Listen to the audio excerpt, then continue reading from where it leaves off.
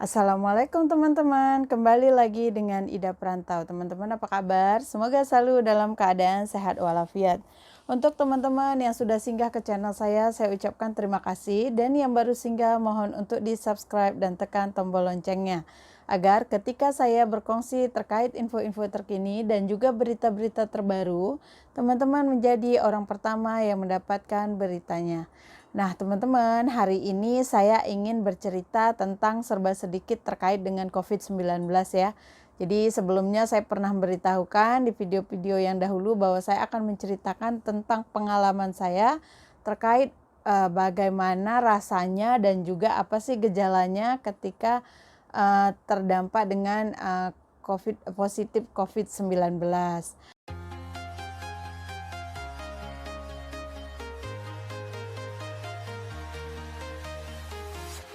I'm walking alone, the streets are empty.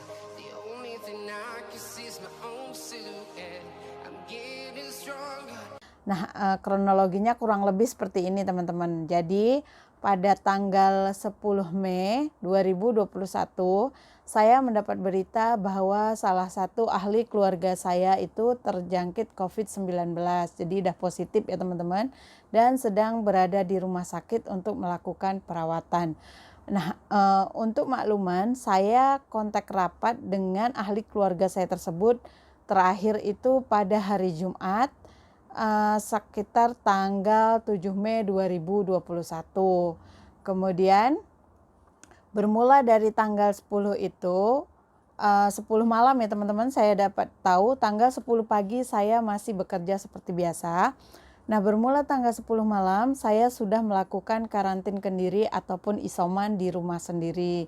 Nah, kemudian kami menunggu telepon dari pihak KKM untuk tindakan seterusnya. Nah, di saat itu saya tidak merasakan apa-apa gejala, cuma ada batuk-batuk sedikit lah. Kemudian suami saya ada demam-demam, dia batuk sedikit dan juga mengalami letih ataupun lemah-lemah badan. Nah, kemudian untuk anak saya sendiri itu tidak mengalami apapun gejala dan dia masih aktif seperti biasa.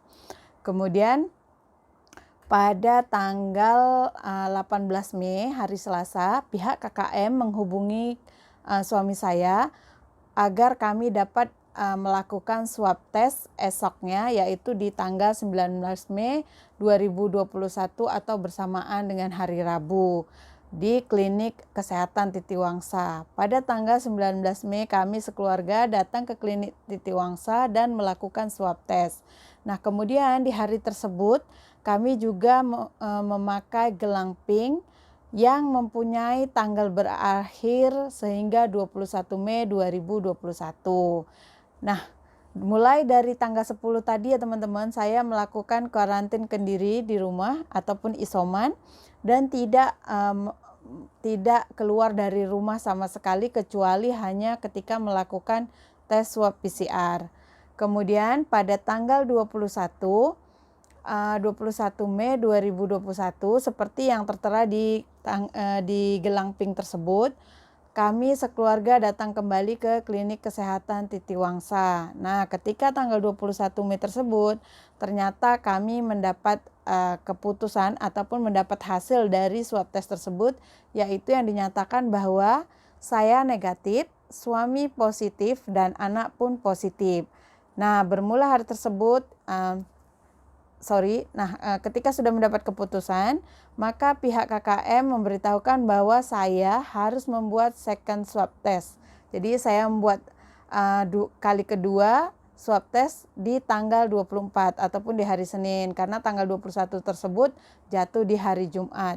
Kemudian saya, suami dan anak kembali ke rumah, namun kami karantin di kamar yang berbeda. Jadi suami dan anak tidur bersama, sedangkan saya tidur sendiri di kamar sendiri. Nah, kemudian pada tanggal 24 saya membuat swab test yang kedua.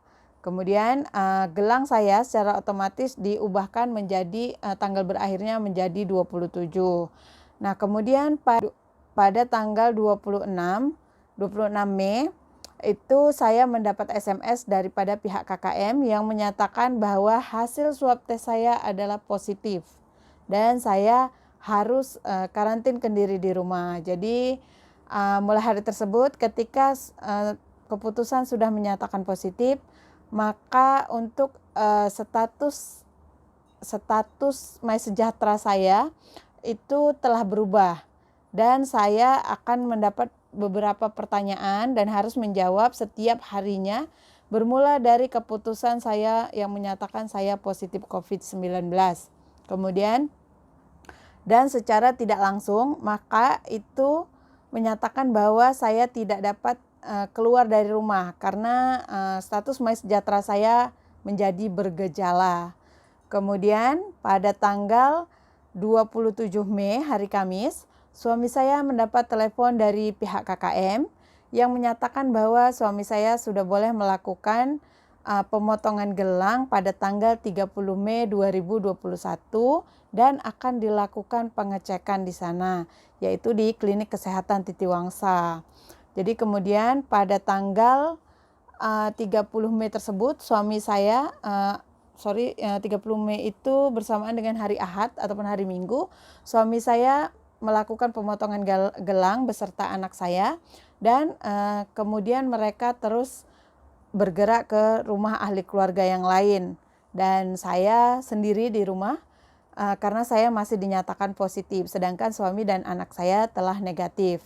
Kemudian pada tanggal 2 Juni 2021 yaitu bersamaan dengan hari Rabu, saya mendapat telepon dari pihak KKM yang menyatakan saya boleh melakukan pemotongan gelang pada 3 Juni 2021 di Klinik Kesehatan Sungai Mulia Gombak. Nah, sepanjang waktu saya dari positif sehinggalah ketiga hari bulan Juni 2021, saya akan menjawab semua pertanyaan melalui aplikasi MySejahtera yang setiap harinya biasanya akan muncul pada jam 9 pagi. Nah, mereka memantau kesehatan kita, bagaimana perkembangan kesehatan kita dalam waktu tertentu, dalam waktu tersebut. Jadi pihak KKM melihat jika ada gejala-gejala yang mungkin parah, mereka mungkin akan menjemput ke rumah ya. Tapi dikarenakan gejala saya tidak terlalu parah dan hanya batuk-batuk sedikit, suami saya juga demam beberapa hari saja dan batuk, kemudian anak saya tidak ada gejala, maka tidak dilakukan pengambilan keluarga kami. Jadi kami hanya melakukan kuarantin sendiri ataupun isoman.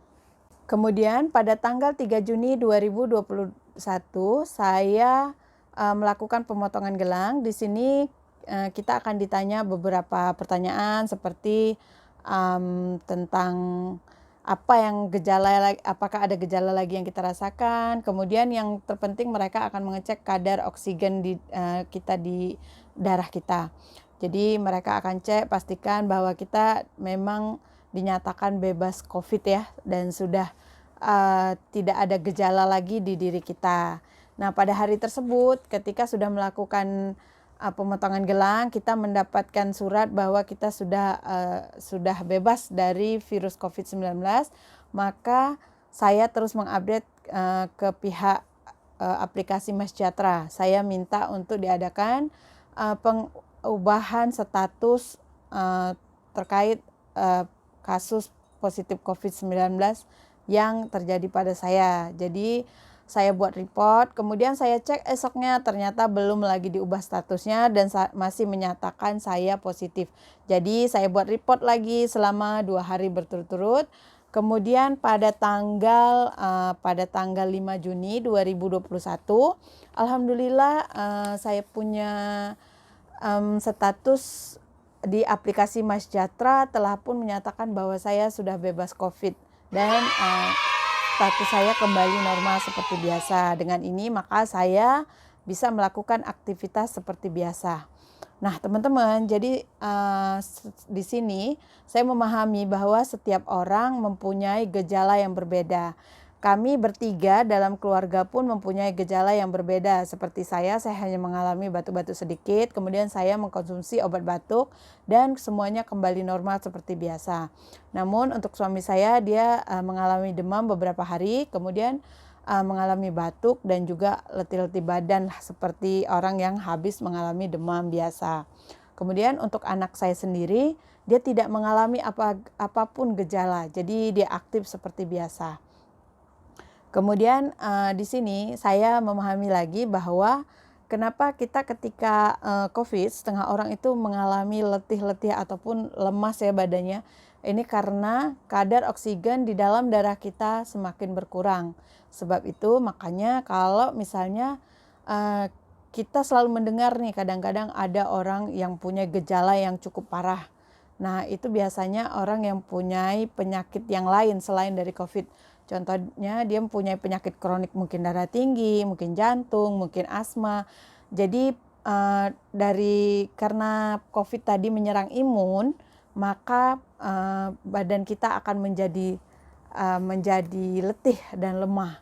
Nah kemudian jadi makanya pihak KKM juga menyarankan ketika seseorang itu mempunyai penyakit kronik yang lain, sebaiknya ketika terjangkit dengan COVID-19 lebih baik untuk dirawat dan dipantau sebaik yang mungkin. Jadi kalau untuk teman-teman yang punya penyakit contohnya mungkin asma ataupun gastrik yang parah dan darah tinggi, nah itu sebaiknya kalau merasa sudah badan lemas dan sebagainya dan sudah memang positif COVID-19, sebaiknya segera membuat laporan ke KKM, minta untuk segera ditangani. Nah, jadi sekarang ini bahwa kita mengetahui bahwa setiap orang mempunyai antibodi yang berbeda-beda dan punya gejala yang berbeda dan juga mempunyai tahap penyerangan itu secara yang berbeda. Jadi mungkin ada yang tahap 1, tahap 2, tahap 3, dan tahap 4. Apapun, semoga apa yang saya ceritakan ini, pengalaman saya ini dapat memberi penjelasan serba sedikit kepada teman-teman yang mungkin bingung ya ketika teman-teman tahu bahwa teman-teman, ahli keluarga teman-teman ataupun kontak rapat teman-teman itu ada yang mengalami positif COVID-19. Dan apa sih yang harus kita lakukan? Nah, seperti itu. Saya juga ada minta ketika itu saya bertanya dengan teman saya yang pernah mengalaminya.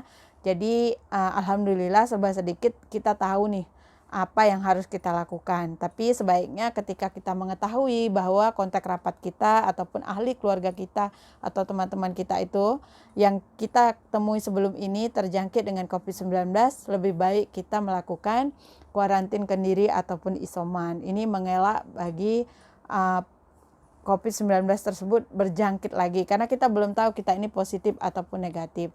Tapi alhamdulillah dari kasus saya bahwa memang cuma saya, suami dan anak beserta ada beberapa ahli keluarga yang memang kontak rapat dengan ahli keluarga yang terkena COVID itu saja yang kena, dan teman-teman di kantor alhamdulillahnya juga tidak terkena lah dengan COVID-19. Saya berharap semoga kita semua selalu dalam lindungan Allah Subhanahu wa taala dan dijauhi dari penyakit-penyakit yang ada di dunia ini. Nah, teman-teman, sekian dari saya. Semoga apa yang saya kongsikan bermanfaat. Assalamualaikum warahmatullahi wabarakatuh.